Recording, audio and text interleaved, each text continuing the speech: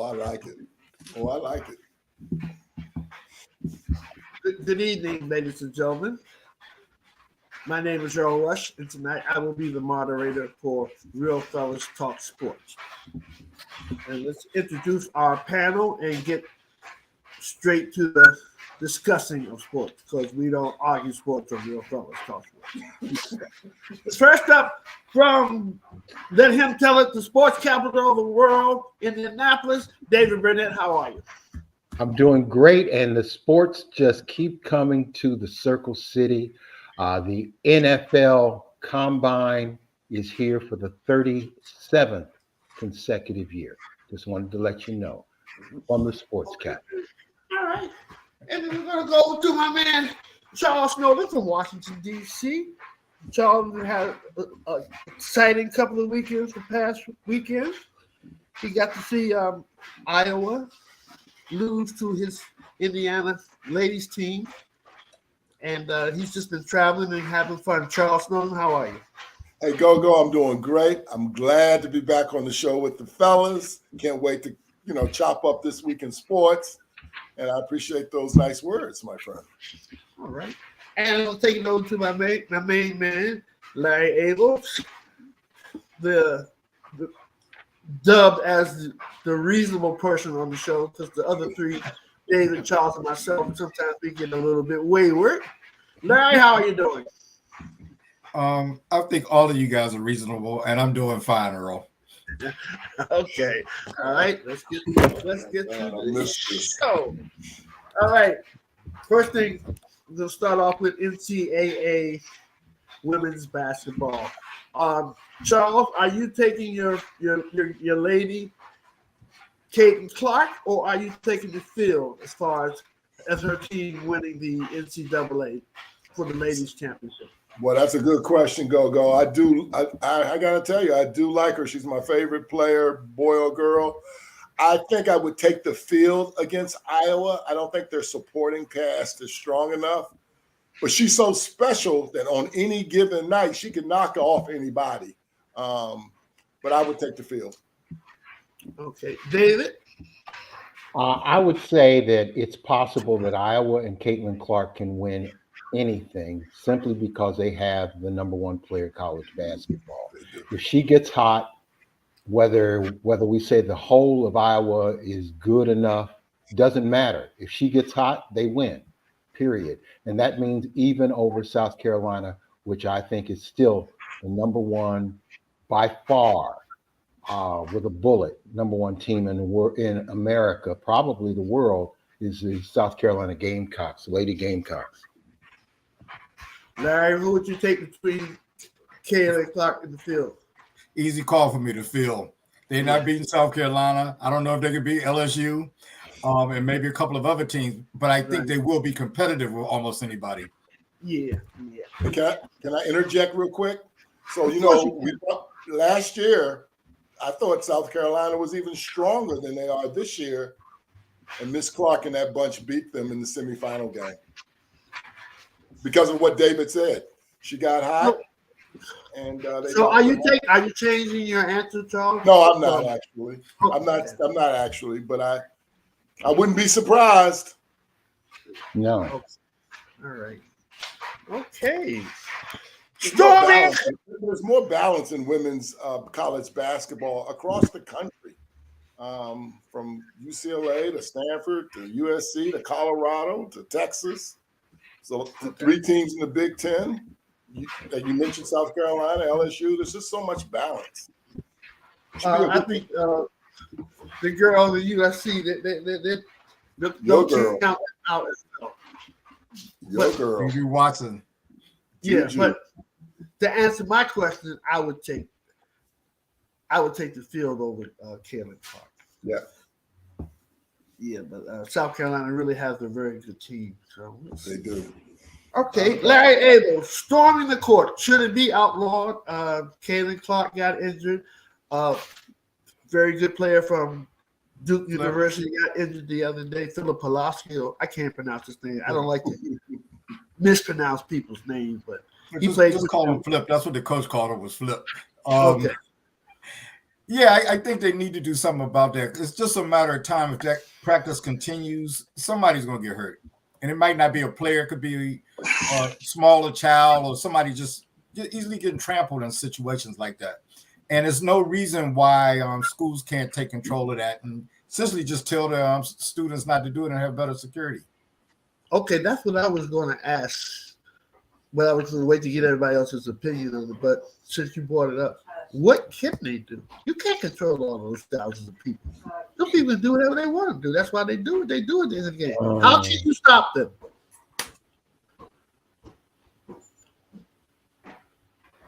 Does anyone have any idea how they can control? Throw them in jail.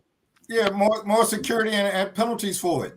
Throw them in jail. So maybe I'm the most outspoken of this group because I don't want the tradition to end. I want the storming of the court. I like it a lot. It's a long tradition. It's been going on for a while, and all of a sudden, somebody gets bumped and there's a concern. What I think they could focus on is getting the opposing team out quicker and maybe get some security around them, and let's get them out of there. But I do not want to stop storming the court. I think it's cool as heck. And that's kind of my 2 cents. Let me just say this: it is a tragedy waiting to happen. Yeah, and we're not talking about necessarily the players. When one fan gets seriously injured, whether it's on the football field, storming the football field and tearing down the goalpost, whether it's storming the basketball courts, somebody, whether it's a player, whether it's an official, whether it's a coach, whether it's a fan, is going to be seriously injured. And with all this talk about doing it for tradition is going to be needlessly, senselessly said. There was a fan in a wheelchair at a basketball game a few years ago that got knocked out of the chair. And fortunately, the person wasn't hurt, but the person almost got trampled, and the person was sitting down close to the court. And, I guess people just didn't see the person when they were running through with the mob and everything. But I think it's a chance for a serious injury. And I think, the pros used to have that, and they stopped that. People used to run on the field for pro events, and they're able to stop it. I feel you, Charles. I feel the position. But when Young Chuck was playing in St. Albans and they played and they beat the Mather and they stormed the court and your fantastic son got injured, I'm sure you would look at it completely different. I got to be honest with you guys. They've been playing these games for years, football, basketball, all the sports. And I don't know a story that someone has literally gotten hurt to the extent that we want to now ban it. And I was at the Virginia Tech game. Tech, when they stormed the field, we finally beat Tech after 9 years of not beating them, and it was real. It was organic. The kids couldn't wait to get out to celebrate, and I just don't want to stop it. I like it. I dig it. I was at Indiana with Purdue. We knocked off Purdue, and it was Can I offer an analogy? Remember, we're talking 40 plus years ago when the Tylenol bottle was spiked with poison. And we had never done anything as a country, as a world to protect products. And we started. Nobody said it was going to happen in the 70s. No one said it was going to happen in the 60s, but it did happen. And it fundamentally changed the way we package products. I'm just saying, we are waiting for a horrible tragedy to come at some point unless this is stopped.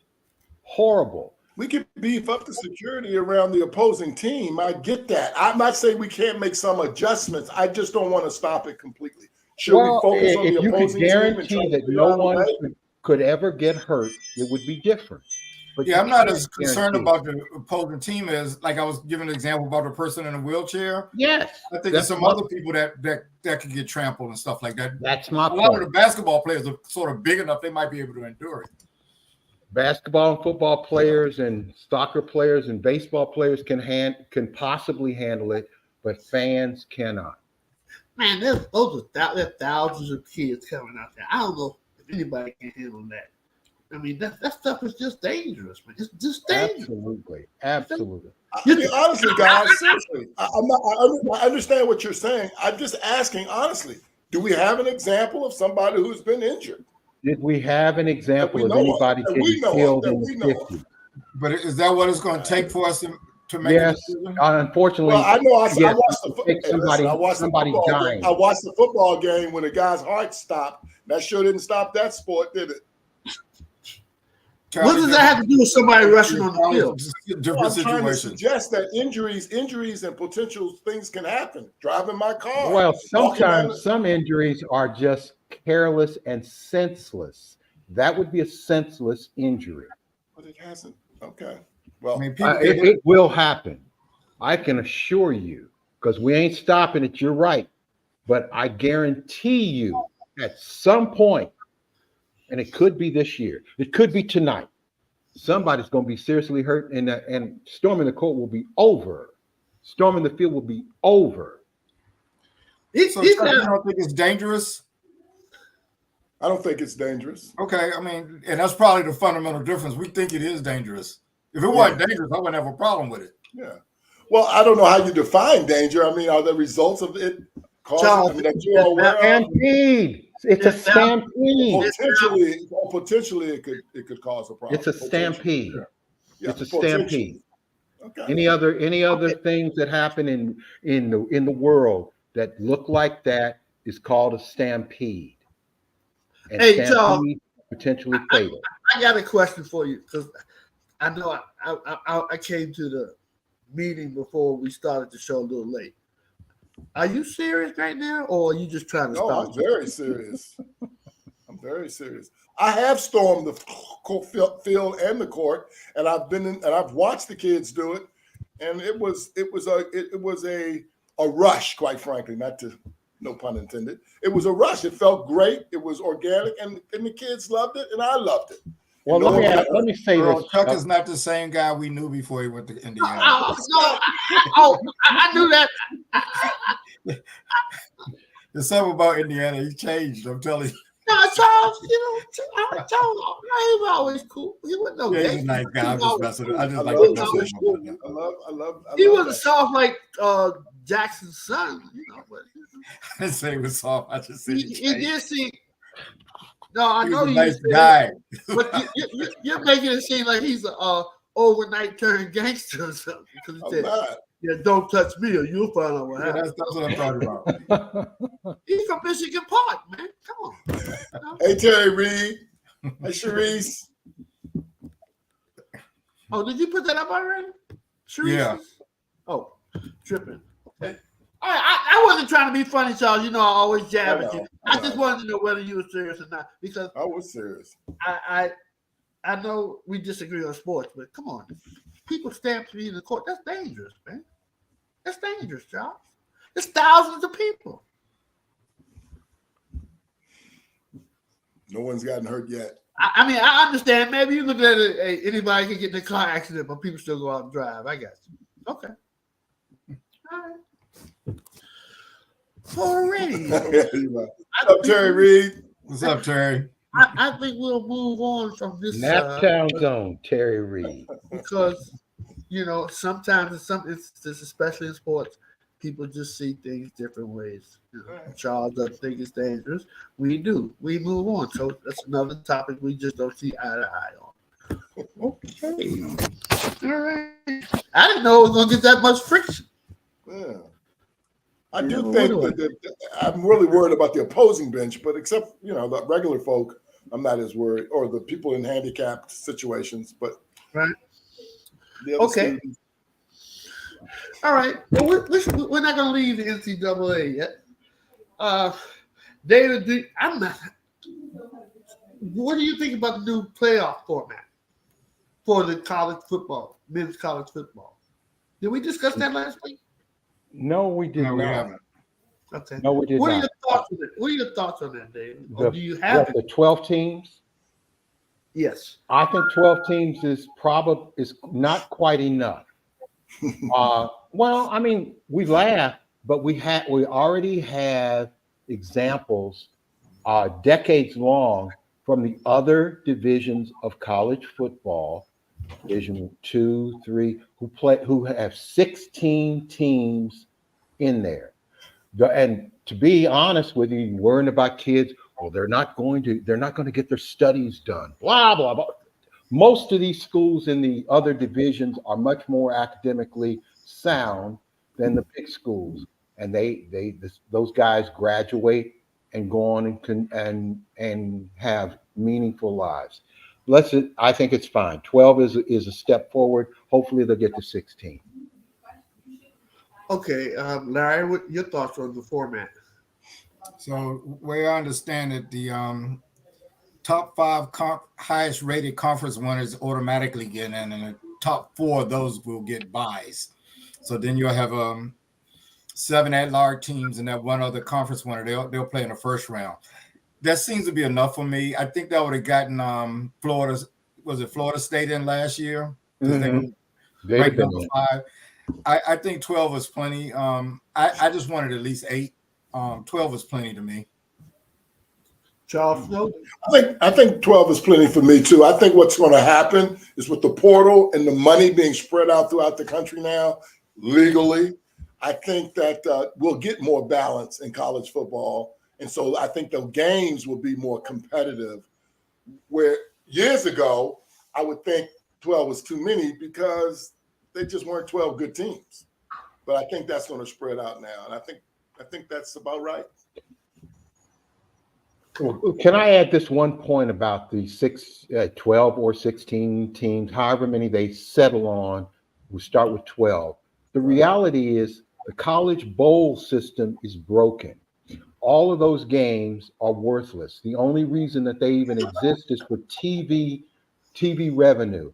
The stands are almost empty in half of those games. So when you add more playoff teams, more of the playoff bowl games are meaningful. More of the players will actually participate and not sit out waiting to go to the pros. That's what's going to happen. So college football will be better off with a playoff system and with an expanded playoff system because the bowl system would be have more integrity at the same time, and fans would actually attend. Okay. What I don't want to see is 5 or 6 teams from one conference, or literally 4 teams from one conference, particularly if somebody has won that conference. I don't want to see that. Well, we might not be able to get away from that if there's only 2 conferences. Well, I mean, when you're talking about the Big Ten, yeah. Big Ten and SEC. Yeah, I don't want to see. Yeah, you're right. For those 2 conferences, they probably will get the bulk of the at-large bids. Yes, they Well, will. you don't have to worry about that as far as the basketball this year. Not the Big Ten anyway. Okay. Yeah. We'll talk about that.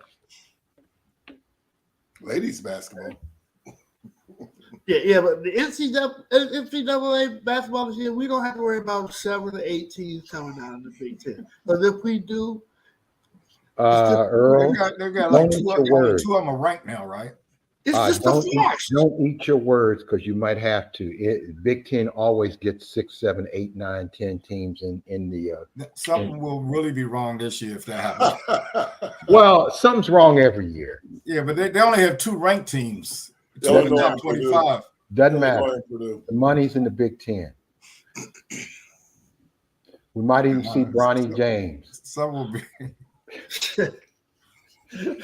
Okay. All right. Charles, who, in your opinion, who will be the top 3 quarterbacks drafted coming out this year? All right. So I think it'll be our friend Caleb Williams out of USC will be 1. Jaden Daniels out of LSU will be 2. And I guess Drake May from North Carolina will be 3. Yeah, I think those will. You said the top 3, correct? Yes, sir. Yeah, those are the top 3. Okay. David, do you have 3? I would agree. The 3 that I have are the same as Chuck's. That's kind of the consensus opinion.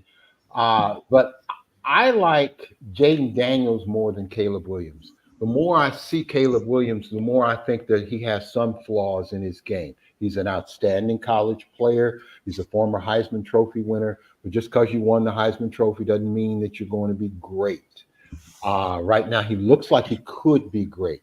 But we didn't know that Patrick Mahomes was going to be great either. He wasn't even the first quarterback drafted. So we don't know. Okay, Larry able to. Same three. Same three. All right. So let me ask you guys this. I was big on the gentleman from Washington, the left-handed quarterback. Michael Penix Jr. Do you believe that he's not one of the top three because his performance in the last game and his age? Do you think those two play factors in him not being one of the top three picks? I don't think that's it. I think he's got an injury history, and I think the other three ahead of him are just evaluated better than him. Although I agree with you, Go-Go. His college career his season with Washington was impressive, and yet, but I think he's like fourth or fifth on the list, and that might be okay too. If he had played the way he had played all year round in the last game he played, I believe possibly he would have been one of the top three, but I don't know. I didn't find out his age until last week. His age plays a part as well. So, okay. He was at Indiana for 3 years. He was for 3 years their quarterback. Oh, that answers it. Okay. I see why. Everything's coming into play now. Okay. Let's see. Does anybody have anything that we would like to discuss in the NCAA as far as the ladies or the gentlemen in football or basketball? In basketball? No. The only thing I want to say about the college basketball game, it's so funny to me that, do you know that I look at that Houston is the number one ranked team in the country. And I don't think they have a McDonald All-American, all that stuff. But what they do is they just play hard. And I kind of like the throwback approach that Kelvin Sampson and the Houston Cougars have. And they got a point guard who's tough as nails named Schneed.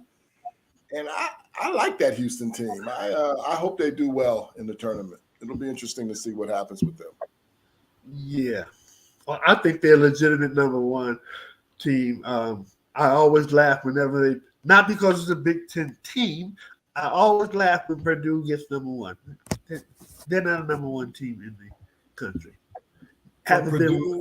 Purdue, Houston, and Connecticut do seem to have separated themselves a little bit from everyone else. So, I mean, I think you can. To my point, to my opinion, not to the point where they should ever be ranked number one.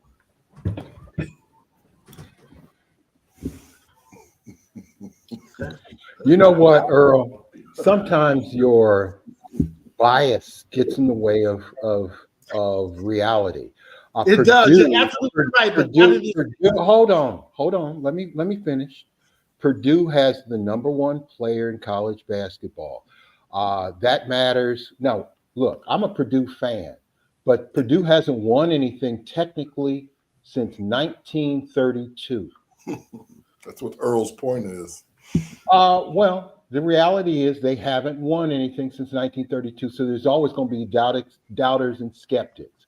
But Zach Edey is the best college player. Now, that doesn't mean he's going to be the best NBA player or anything like that, but he's the best college player, and he will have his second consecutive College Player of the Year award. But can Purdue win? I don't think so, to be honest with you, because they're unreliable shooting. As much as a fan I am of Purdue, when it matters, their shooting tends to go away. And they have shooters on that team. So something's going on with the coaching. I think they get tight. I think Matt Painter, the coach, overcoaches in big games, and that's why they tend to lose the big games. That's why they lost the game last year, game number 1 to the 16th seed in the college playoffs. It shouldn't happen. But it does. Okay. So from what I've heard the last 3 minutes, you basically agree with what I'm saying, and they're not the number one team. Well, Yet- first of all, but yet you come up and say, Earl, you're disagreeing biased. with What's that bias have to disagreeing. do? Hold on. I'm disagreeing with Well, the well, concept of your What- bias what- against the Big Ten. But 'Cause you brought up the bias. I just said they're not a number one team. You just said they're not a number one team. They have been a number one team this year. All you have to be number one, you have to be selected number one. They've been selected number one a couple of times this year already. So that's all you have to do to be number I one. must not be hearing what you just said, because what you just said. They are You said they number weren't the one number one team team. several They times. never won anything, and then you talk about my bias. You know what, Earl? I'm trying to be fair. My fairness is I'm a fan, but I'm realistic because they haven't won historically. But they do have the number one college player last year. They have the number one college player this year. Do they have problems with players who don't shoot well in critical moments? Yes. Do they have a coach who overcoaches in critical moments? Yes. So I'm being fair. Do they have the number one team in the country? That's the question I'm At asking. this point, they have been number one until the tournament happens. We cannot answer that, and that's in April. So we can't answer the question right now whether they have the number one team. We can answer it right now because they have been ranked Right number now one they're number two. Right now they're number two. So They could be number one at the end of this week, just like that. That's where we are. But the beauty of the tournament is that, like Larry likes it, they have to play for the championship. And There you go. We really won't know until it's all said and done. These are just voted in, so to speak. Okay. I think we spent a little bit too much time on discussing Purdue, who's not really worth the conversation. And not because of my bias, it's just because they are not the number one team. you know, both things could be true. He could be No, biased, it's not. and they're not number one. You guys can say what you want to say. It's not a number one bias for me. It's just they're not the number one team in the division. That's all. We're going to move on. That's all. You know what? Another thing about and we can't move on. I thought, but you know what's another interesting? You know who the number one prospect or the NBA mock draft? If the draft started, you know who the number one player to come out of college to go into the pros is? Who's Guy that? from San Diego State. Nope. Who is Not that? exactly. Nope. His name is Cody Williams, and he's from Colorado, and he's Jalen Williams' brother who plays for OKC. I guess Yeah. OKC has two He Jalen plays Williams. for. Yeah, I've heard of him. And he's a 6'8" wing player. And I've looked at multiple mock drafts prior to the show, getting ready for the show. And he's the number one player that they say he would go fourth or fifth in the draft. And his name is Cody Williams. If he was in this room with a sign that said, "I'm Cody Williams," I wouldn't know who he was. That's crazy, isn't it? How college basketball has really changed. So Not here. we changed what we were talking about, right? Because what you're saying has anything to do with what we're talking. We just No, no. changed it. I'm just asking. You asked me. Okay. You asked if there's any other thing you'd ever say about college basketball. I'm the type of person that likes people to talk about what we're talking about. Oh, Maybe you said we're going to change the subject, and I didn't hear you. That's all. I'm sorry. I'm like, what the hell does this got to do with okay. Purdue and Big Tech and my bias? I don't even know what the hell you're talking about. Cody Williams. Just remember that name, I guess. Okay. All right. Cody Williams. Okay, David. Yes, sir. We're changing the subject now. We're not talking about anything that we've been talking about, so everyone will know. David, there have been no franchise tags placed on the running backs in the NFL. Can you elaborate on that in any way? I don't. There's no way I can elaborate on that. I don't know why there hasn't been, but keep in mind the running back position is still the most undervalued position in the NFL. I wish that would change. Christian McCaffrey is helping to change that. I don't know how many times a guy has to score 25 touchdowns and be one of the lowest paid players on his team. How many players have ever scored 25 touchdowns in a season? There's only one other. That's it. Okay. Charles, do you have anything to say about this situation? No, I have. I'm not sure about, except for they've just de-emphasizes the running back position. People think that they can just grab a running back and stick him back there. And Unfortunately, it's not true. Yeah, but that's kind of how folks roll in the National Football League right now. Larry Abel, do you have anything to say about that, or is I it think just it might actually work in their favor because the franchise tag is pretty low for them, relatively speaking. Derrick Henry's out there, and Saquon Barkley. I think all you really need are two teams that want one of those players, and they'll have to bid for them, and that might actually put their have a rising effect on the running back salary. Well, look, before we go on with that, you got to understand they have redefined how long a running back's career, the effectiveness of a running back's career is basically 6 years. That's it. Once a guy gets to that sixth season, if he even gets to that sixth season, they're starting the process of devaluing that player and making sure that he's not going to continue to play. Remember a long time ago. Let me finish. Go ahead. When Jim Brown retired after his 9th season, or when the kid from Detroit, Barry Sanders, retired after 10 seasons, those were considered early retirements. Now, if a running back gets to 9 or 10 seasons, they're considered over the hill now. So there's been a complete redefinition of what a running back's career should be and when it's going to fade away. By the time a running back is 28 or 29, he's done. Well, a lot of them have been hurt, and you're right. But I think the fact that those two guys that I mentioned, and particularly Derrick Henry, who's been relatively healthy, Barkley's had some injuries. I could see a team like the Cowboys wanting to sign one of them. They didn't sign Pollard. I could see him going away. But when I think of those two, and especially Derrick Henry, I got to think it's a couple of teams out there that could use him. Well, I think they would sign him, but they won't sign him for they won't sign him for as much as $10 million max. They won't give him. Well, I mean, I think they might do that with one of those two players, and particularly Derrick Henry. I think the rest of them, like Pollard, he's not going to get anything. Barkley has had a lot of injuries, so I'm not sure about him. But right situation. I can't see. I don't even know what's wrong with Tennessee because they should have at least franchised them because they would still have gotten them relatively cheap compared to other players. I think the test case will be what happens with Christian McCaffrey. He's now I think he's at year 6 maybe.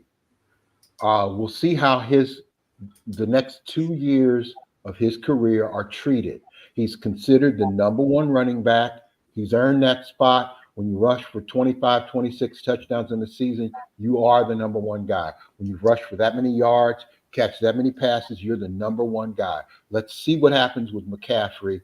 And I think that's how you can basically judge what's going to happen ultimately in the running back market. My prediction is we're going to see it with Derrick Henry this year before McCaffrey because McCaffrey's still under contract. I think Henry's going to be the big test. Well, he's considered almost done now. By who? I don't think a lot of people, Larry. He's at that. He's reached the age when running backs are considered. I'm talking about productivity. It doesn't matter about that anymore. It doesn't matter. It's unfair to running backs. I'm just saying they just arbitrarily decide. That's what has happened over the last 10 years or so with running backs. And that's sad. I think he's still very productive when they had no other offense but him. Well, you're right. He is productive early in his career. Still be able to play. He was productive this year, Chuck, not really. and last year. Not compared to his previous years, compared to himself. You know what I'm saying? I don't have the numbers in front of me. But last year, when they took away the wide receiver, then they could totally focus on him. But he still had a good season. Listen, when they had wide receivers, they totally focused on him. And when he was prime Derrick Henry, they couldn't stop him, man. They couldn't stop him. And he didn't get injured either. And now he kind of gets nicked up. Well, he may be they fall off fast, those running backs. They fall off fast. Whoa. Hold on. Before we start get into this stuff, this mythology about running backs' career falling off, we have a whole history of NFL football where running backs played into their 10th, 11th, 12th seasons successfully. Well, I'm just saying they have redefined what a running back is, and when a running back just go back to Adrian Peterson or somebody like that. He played very well into his like 10th year or something like that. He was still. But he's about it. They've redefined how you look at a running back's career, how long he's supposed to play. They've redefined it. I'm agreeing. Running backs can play longer. They can.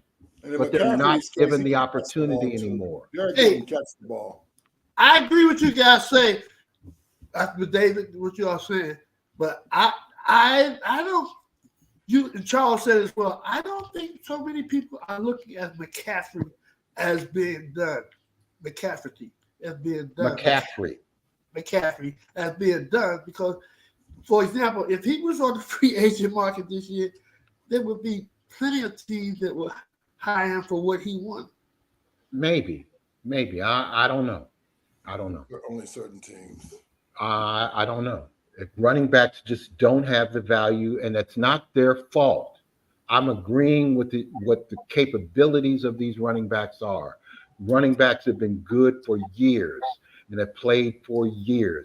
Franco Harris and people like that played 12 and 13 seasons successfully, and were being battered, helmet to helmet collisions, et cetera, and they still played. Well, I made this argument last year, about a year ago last year, because I thought Saquon was more valuable to the Giants than Daniel Jones. And yet they gave Daniel Jones 4 times the money. Because they've shifted a lot of running backs' money to quarterbacks. His position, yeah. I mean, I thought Saquon was more functional. I just thought Saquon last year, not this past season, but the season before that, he was healthy for most of that season. It was very productive, which made Daniel better. And but then when contract time came, well, I mean, because of the way they negotiated the deal, because actually running backs are still high usage. They act like since it's a passing game, they're not high usage, but certain running backs get the ball a lot, like McCaffrey, like Barkley. The same thing with Henry. Same thing. They burn him out. What I was trying to say, David, is about McCaffrey. Right now, Derrick Henry and Pollard, another decent running back. Mm-hmm. We don't know if anybody's going to try to if they're going to get anywhere near what they're asking for. They probably won't. In the free agency, but what I was trying to tell you right now, if McCaffrey was a free agent this year, he would get his money. Well, he would. He's already the highest paid running back as it is, but the running back market is still going to top out at about, I'd say, at the best. If McCaffrey was available to get a redone contract, the most he could probably get would be $18 million. That's it. It's not going to be higher than that. Yet a wide receiver, for instance, right here in Indianapolis, our number one wide receiver is poised to get between $21 and $25 million. We don't even know who he is. Is he as good as Christian McCaffrey as a football player? Not even close. Well, look what you did to Taylor last year. Thank you. You're running back. He's not as good as Taylor. Not even close. Yet Taylor will make $8 to $9 or $10 million less on the annual basis. What Taylor are we talking about? The running back for the. I want to say Fred Taylor, but that's probably not his name. No, that's what Jacksonville back in a couple of years. But Taylor probably was like one of the top rushers like the season before last. Yes, I'm just curious to know what Taylor you guys are talking about. I can't think of his first name right now. That's a common name. We can't even think of his name, but y'all want him to get all this money. I don't understand. What's his name? What's his name, David? I can't remember his I first can't either. I can't remember Okay. the first. All right. That's one of the things with this. Well, old I man hope he gets his money. Y'all say he deserves. He's already gotten paid, but he got paid. The annual value of his contract is $13 million. That's it. Jonathan Taylor. Does he play? Jonathan Taylor. The overrated guy for the Colts. Yeah. Jonathan Taylor's not overrated. He's an outstanding running back. Hold on, Dave. He's not overrated. I don't know how he did this season, but Anytime the someone previous season he did very opinion well. is not the same as yours, David. You just jumping. Blah, Well, blah, I blah. mean, how can you He may call not a be guy overrated. overrated if he got may not be overrated 1,900 to yards you, David. rushing? How does a guy rush for 1,900 yards in a particular season become overrated? How is that? How is that? I'm just He asking. rushed for 1,900 yards this season. No, 2 years ago, I think. Okay, Yeah, before last, right? Yeah. And So this 2 year, years the ago, only he reason had a great season. I didn't think he was overrated that season. I did in general. He's overrated, in my opinion. That's all. Are we at the point in the show now, David, where no one can have an opinion? I'm just saying the opinion should be based on the reality of the facts. And Jonathan Taylor, his facts say that he's pretty damn good.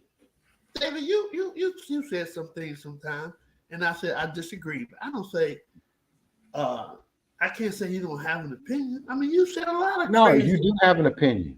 You said a lot of crazy wayward stuff, and I just move on. You said as an example, you said Wembayama. You said it just as sure as anything you ever said on this show was the San Antonio Spurs were going to go to the playoff. You said that. Well, I didn't say anything. I just said, David, that's not true, and I moved on. Oh no, it's not. I didn't him and haw and all that. I didn't try to take away your opinion. You said one of the coaches. You said one of the coaches. What you said? So one of the coaches wasn't the coach because he looked stupid. Now, how stupid did that sound? But I moved on. You know. Obviously, you didn't. Sure, I did. Obviously, you did. You brought it back up because I just use it as a situation. That's all. God damn. The guy overrated to me. He overrated. So how many people that you have said that you didn't like and you said crazy things about? First of all, things I say are not based on craziness. They're based on logic and facts. I try to make an opinion based on the actual statistics, the actual facts. I'm just saying it's hard to say that Jonathan Taylor is overrated when he's one of the top rushers for the last 3 years. And he's been in the league 4. That's all. You know what happened? Back to the original question. I think maybe 1 or 2 of these guys might actually make out better, like Barkley or somebody like that. But when you about say not being franchised. When you say better, Larry, do you think they'll get higher than the tag was going to give them? Yeah, maybe. That's what I'm saying. Especially if you got 2 teams. I got to think Dallas is going to go after. They're letting Pollard go, and I think Barkley out there. I think that might be a good landing spot for him. Or even they needed a power back. I mean, they missed that last year too. Well, first of all, Dallas got salary problem. They got cap problem. I know Jerry Jones is a millionaire, but they're trying to pay Dak. They're trying to play Micah, and there's another clown they're trying to play CC. That's a lot of money. So they got more extra money to go out and get Barkley. But they won't have to pay them that type of money. I'm just talking about paying. They may. I think the cap for a running back might be like 11 or 12 million or something like that. So they might just pay a little more than that. Not that they're going to pay them $40 million. I don't think that, but I think they might. I think it's a couple of guys for the right team. Okay, we got. Hold on a minute. Go back to Terry Reid again. I wonder what he was responding to. I'm getting ready to address him right now. Oh, Terry, I love the fact that you're one of our staunchest Right. He supporters. is. He So really I don't is. know. I see the time, but I can't remember exactly what was going on. I didn't mean to ignore your comments, but they were so like to me at the point. It was like, what the hell is he talking about? So maybe you UCLA. can expound. We were talking about football, and then you jumped. We said, hey, IU not going to win. Then you said David NIT. Then you say this. Huh?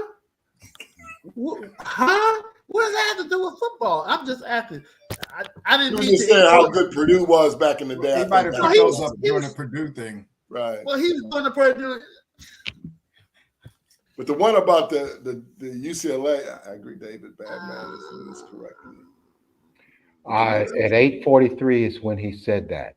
That was a couple of which minutes is ago. a couple of minutes ago. So Right. he's talking about Jonathan Taylor. Yeah. Yeah, no, I know about that one, but the Steve, UCLA, the UCLA. Anyway, I just wanted to address him to let him know I was not ignoring him because I appreciate everybody who comes on. Just I okay. think he All means right. ad-libbing. I think Terry means exactly what he says. He's living. Ad-libbing. He's living well. Oh, okay. All right. You guys leave my fellow Hoosier alone. That's my All right, man. let's go. Let's go over to the NBA. We're supposed to be over now, but let's get in what we can get in. Larry Abel, who has the toughest conference in your opinion? The Eastern Conference or the Western Conference in the NBA?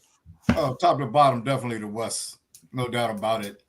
Even the teams that are in the 9th and 10th spots for the play-in, 2 or 3 games over 500. You know, I think the East might have 8 teams over. All right. Mr. Burnett. I would say the West has collectively the best teams, but the East has the best 2 teams. I say if Doc Rivers gets his act together, Milwaukee's one of them and Boston's the other, with an upstart like the Pacers winning maybe a series or 2. Okay. Oh, wow. Do you think Milwaukee's better than Denver, David? No, I'm talking about the East.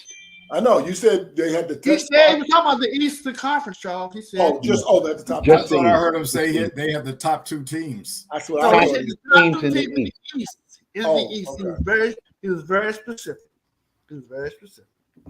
Chuck, I don't know, man. I know. I'm not gonna Well, get that's into it. that's one good thing about StreamYard. We can always run it back. Yep. Okay. Sharice thinks it's the West as well. And I I agree think with we you. all think it's the West. We do. That 9th and 10th team that Larry alluded to, that's the Golden State Warriors and the Los Angeles Lakers. So you know that conference is strong. Anytime they're the 9th and 10th team. Well, I'm saying it because they're the 9th and 10th team and they're above 500. Oh, well. That second part is I'm important. saying it because it's Golden State and the Lakers. If they were below 500, it wouldn't necessarily mean as much to me. Well, Okay, Perry, Pacers up by 11. That's great. Sharif, side note, I'm the same as the Wizards. well, Okay, we've been let's saying go that for back to years. the show.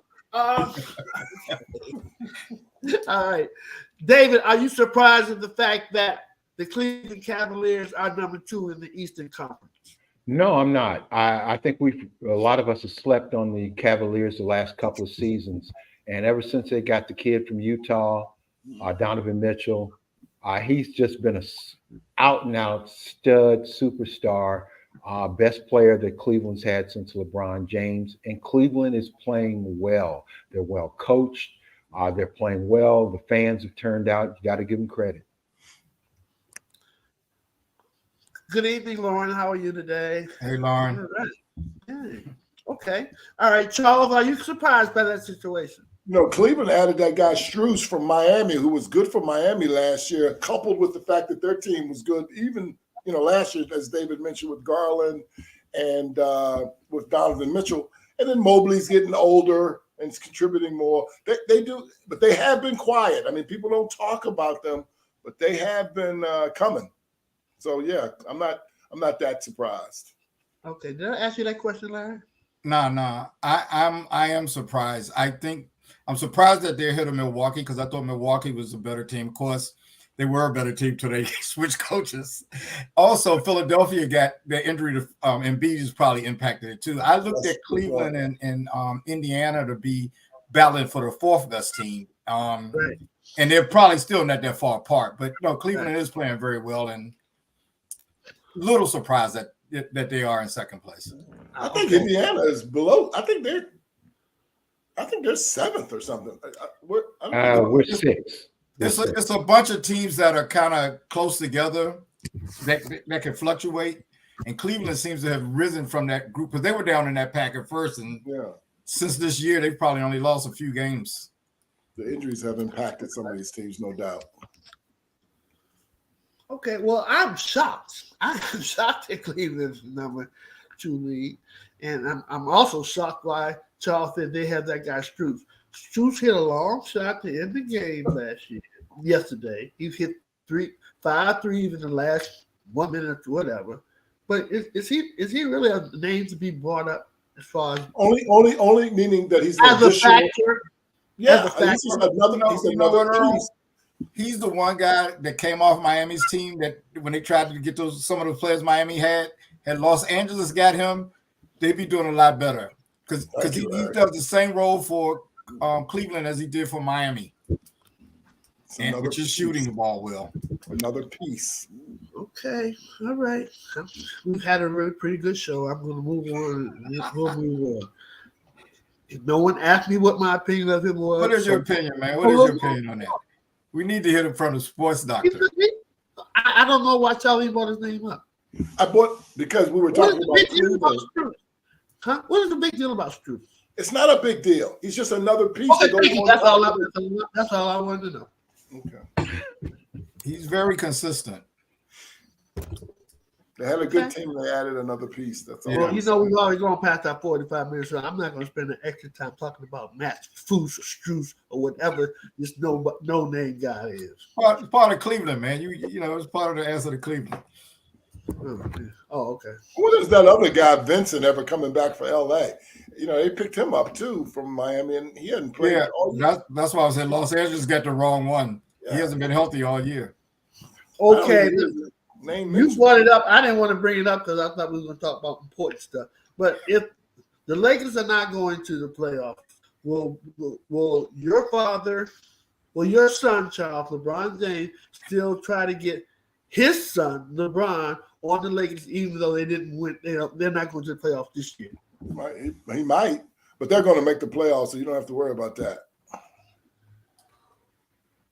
But yes, I think he will try to get him on his. He wants to play with his son. I'm okay with that. So the way if the season ended right now, it would be Golden State and LA for 9 and 10. They were in the playing game last year. So was the Miami Heat. Okay. And they went all the way up to the. So it's your belief that the Lakers are going to the playoffs this year, correct? It is my belief. Is it your belief that the Warriors are going to the playoffs this year? I'm not sure about them. What do you believe will win if Los Angeles and Golden State play each other in the playing game? It would be a good game. And I think LA would win. Okay. All right. So David, who is your pick for the Rookie of the Year in the NBA this year? I think it's going to be a battle between Victor Wembanyama and Chet Holmgren. I think Wembanyama will become the Rookie of the Year, though. Larry Abel's your choice for the Rookie of the Year. I pretty much agree with David. I thought it was Holmgren at first, but Wemby has been kind of coming on strong lately. And if he continues on the path he's been going, I think he'll probably pull it out. He plays both ends of the court very well, even though Holmgren is pretty good too. Okay. Charles, your thoughts on that? I agree with the previous gentleman on that topic. Okay. All right. David, I'm going to ask you a question. I know one of your answers is going to be because it's a small market. I guess I'm asking to see if I'm going to get another answer out of you before this. Is there any reason why no one is talking about SGA as for top candidate for the MVP? Shea Gilgeous-Alexander. I think people are talking about him, but part of the problem is if he's not getting the kind of publicity he should be getting for somebody scoring over 30 points a game for the last couple of seasons, it's because he's in Oklahoma City. And the NBA, once again, as to their great failing, is failing to really put the attention on players that should get the attention, or teams that should be getting the attention. That's the NBA's fault. Okay. Larry Abels? I think he is getting some attention. He's been getting a lot of attention lately, but there's a lot of competition out there. And one guy I'll throw up there that nobody's talking about, but I think he's playing as well as anybody, is Luka. Anybody, any night, he plays. Absolutely. No, I agree with that. And nobody's really talking about him either. I think if you look at the recent odds makers or SGA is in second place behind Joker. Yeah, people talking. They're considering him now. Yeah, and you know what? All you guys are saying they are. I have to get rid of my sources and get some new ones because my sources are out to date. I haven't heard nobody bring his name up, and his name should be brought up every day consistently. But I think the guy that they're not talking about much is the guy from Minnesota, the guard from Minnesota. I don't hear his name in the talk. He's good too. No, I know they talk about him in terms of a good player, but he's not in the MVP conversation like SGA is. maybe it's just like David said. I mean, it's Minnesota. The other person who should be in the conversation is Tyrese Halliburton. Without Halliburton, the Pacers are nothing. They are nothing. That's a player that is truly integral to the success of a particular team. No, we're not talking about the MVP for the Pacers, David. I'm talking about the MVP. You know what? I get a little tired of the slights and slamming of Indiana. I'm giving you my honest opinion, and it's legitimate. Okay, Tyrese Halliburton is the reason the Pacers are even talked about the last two seasons. He's the only reason. And that's the definition of a most valuable player. Of the league? Of the league. He's already one of the top 10 players in the league now. Okay. All right. So, like I said, there's a lot of competition out there because, a lot of people want to pick the best player on the team with the best record. So why not Jason Tatum? I mean, and I heard Stephen A. Smith pushing him. So I just think I think SAG. I've been hearing him in the conversation. I haven't really heard anybody say he's going to be MVP. But when they list the top players, he's always listed up there. I agree. I hear it too. They don't show Oklahoma City that much, but his name is mentioned a lot. Okay. All right, gentlemen, we're going to have to wrap this up. So thank you guys for coming to the show today. I want to thank everybody who posted and participated in the show today. We're going to end it with closing remarks. David, do you have a closing remark? I just want to mention the fact that Indianapolis once again hosting a major sporting event, the NFL Combine, 37 consecutive years. The city really embraces the NFL. The NFL embraces Indianapolis in this event. So I'm going to go down later this week and see what's going on. Okay. All right. Charles, do you have a closing remark? Yeah, mine, I'm going to try to do it quick. It's the time of year, and we all have affiliations with Washington, D.C.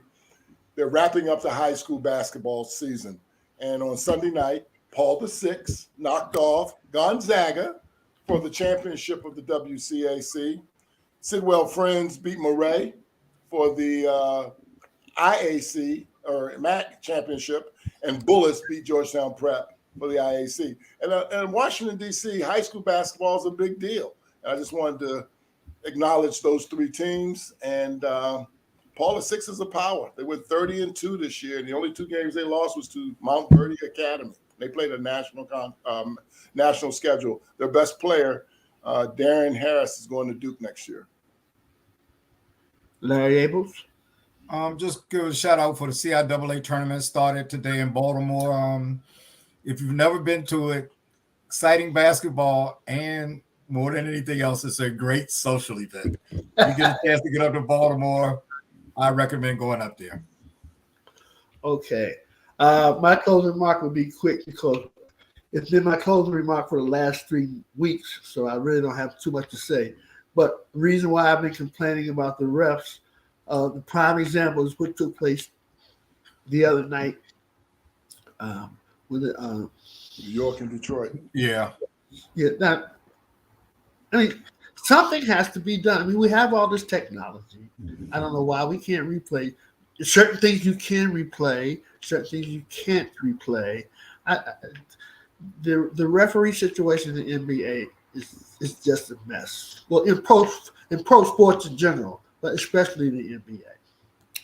Okay. Thanks everyone for tuning in. Next week we will have Charles Stone as the moderator. David will tell us next week. Davis will tell us a little bit what happened at the combine, and Larry, what's funny? What's funny about that, John? Nothing's funny. Okay, now people are laughing nowadays without it being funny. And Larry, thanks for coming into the show. You're welcome. I'll see you guys next week. Thanks for Good job, Go-Go. Good job. Good to see you, fellas.